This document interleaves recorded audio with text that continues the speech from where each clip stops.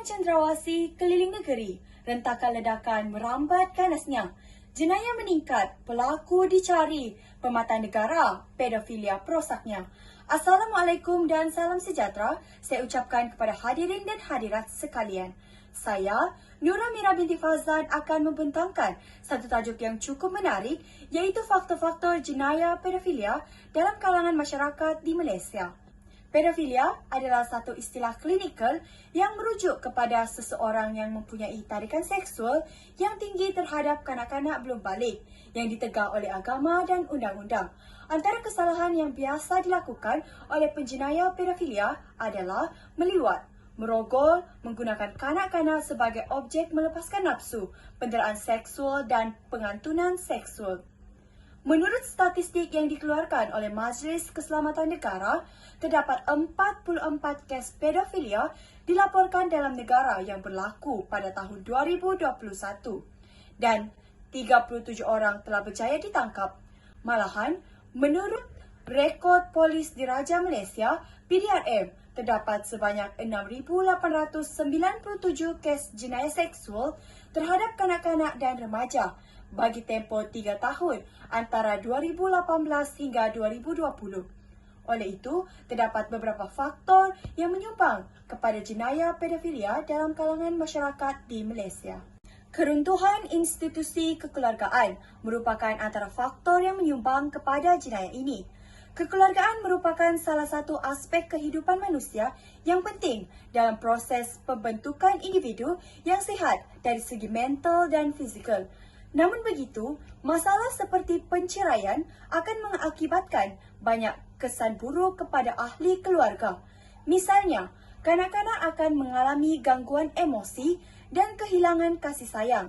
Hal ini menyebabkan mereka mudah mempercayai setiap perlakuan yang tidak normal pelaku pedofilia yang menunjukkan kasih sayang kepada mereka.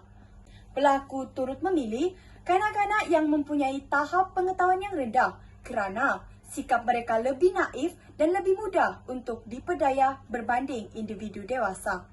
Selain itu, didikan agama yang kurang merupakan faktor lain yang menyumbang kepada jenayah pedofilia. Tugas menjaga dan mendidik anak-anak merupakan amanah yang menjadi satu tanggungjawab setiap ibu bapa. Namun begitu, ibu bapa kini tidak memberikan didikan agama yang secukupnya kepada anak-anak, walaupun mereka menyedari bahawa didikan agama yang sempurna dapat dijadikan pedoman hidup. Hal ini menyebabkan anak-anak tidak terdidik dengan nilai agama dan tidak mampu membezakan antara perkara baik dan buruk.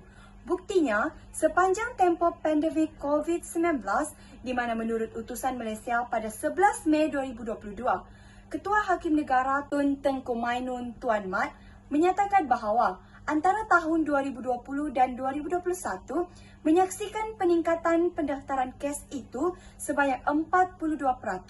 Maka, peningkatan ini menjadi petanda bahawa moral dan jati diri anak-anak semakin rendah sehingga menjadi mangsa pedofilia. Perkembangan internet merupakan faktor lain yang membawa kepada jenayah pedofilia. Hal ini kerana peningkatan penggunaan internet mendorong ramai pengguna internet menyalahgunakan maklumat dalam internet untuk pelbagai tujuan. Hal ini menjadi punca kepada keruntuhan moral dan kemanusiaan yang boleh membawa kepada jenayah pedofilia. Misalnya, menurut laman web rasmi Majlis Keselamatan Negara pada 11 April 2022, pedofilia semakin aktif di internet. Hal ini kerana terdapat peningkatan carian internet membabitkan pornografi kanak-kanak yang dipercayai pencarian tersebut dilakukan oleh golongan pedofilia yang ingin merangsang nafsu seksual diri mereka sendiri.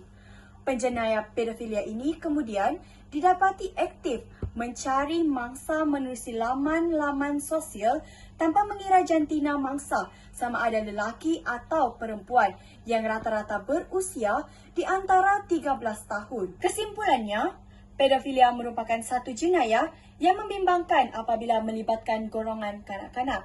Peningkatan jenayah ini telah mengganggu kesejahteraan dan kehidupan kanak-kanak.